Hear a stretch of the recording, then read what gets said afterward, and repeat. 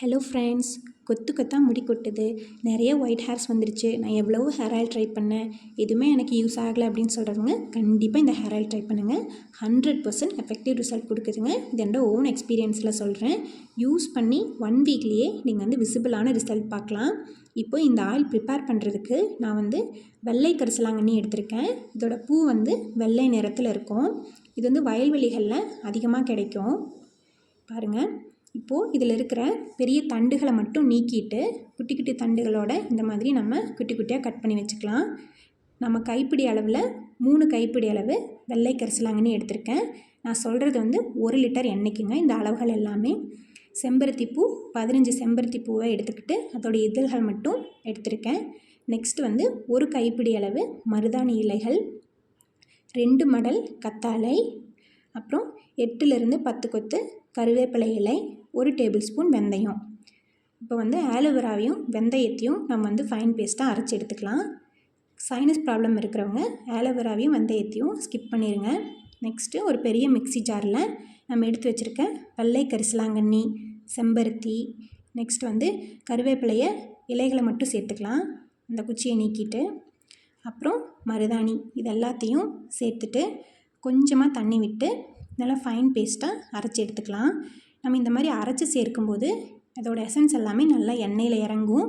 அதனால் நான் எப்பயுமே இந்த மாதிரி தான் அரைச்சி சேர்த்துக்குவேன். இப்போது நம்ம எண்ணெய் காய்ச்சறதுக்கு தேவையான பொருட்களெல்லாம் ரெடி பண்ணியாச்சு. ஆலோவேரா, வெந்தயம், அதே போல் மருதாணி, கருவேப்பிலை, கரிசலாங்கண்ணி எல்லாம் சேர்த்த மிக்ஸ் எல்லாம் ரெடி பண்ணியாச்சு. இப்போ நான் மரசெக்கு தேங்காய் எண்ணெய் எடுத்துருக்கேங்க, 1 லிட்டர். அதை சேர்த்துக்கலாம்.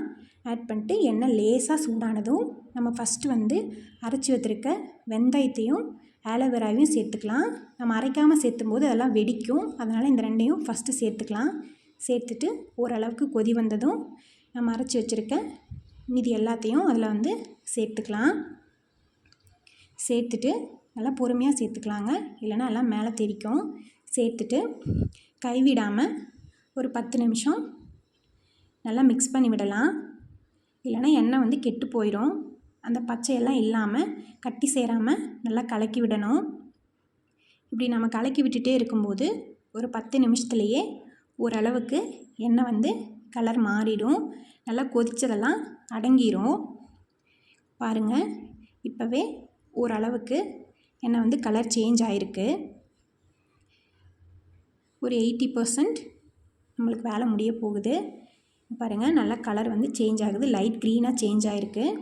இது இன்னுமே நல்லா கொதியெல்லாம் அடங்கி நல்லா டார்க் ப்ரௌன் இல்லைனா பிளாக் கலரில் சேஞ்ச் ஆகும். அவ்வளோதாங்க, எண்ணெய் ரெடி ஆகிடுச்சு. கொதியெல்லாம் அடங்கியாச்சு. எண்ணெய் நல்லா பிரிஞ்சு வந்திருக்கு பாருங்கள்.